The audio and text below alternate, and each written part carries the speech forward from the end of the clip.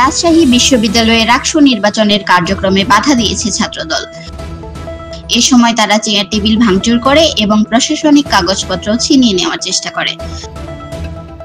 আজ রোববার সকাল 9:30টার দিকে রাকসুর কোষাধ্যক্ষ কার্যালয়ে ছাত্রদল সভাপতি সুলতান আহমেদ রাহির নেতৃত্বে নেতাকর্মীরা বিক্ষোভ শুরু করে। এক পর্যায়ে তারা কার্যালয়ে চেয়ার টেবিল ভাঙচুর করে এবং তালা দেওয়ার চেষ্টা করে।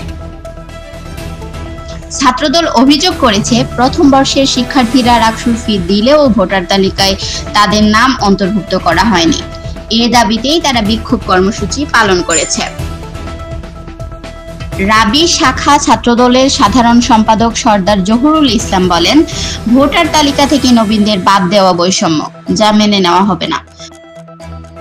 অন্যদিকে ছাত্রদলের এ দাবির প্রতি সংহতি জানিয়েছেন ইউট্যাব রাবি শাখার সাধারণ সম্পাদক ও ফোকলোর বিভাগের সভাপতি অধ্যাপক জাহাঙ্গীর হোসেন।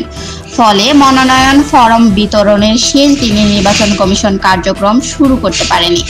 এতে রাকসু নির্বাচনের ভবিষ্যৎ কার্যক্রম নিয়ে শিক্ষার্থীদের মধ্যে অনিশ্চয়তা তৈরি হয়েছে।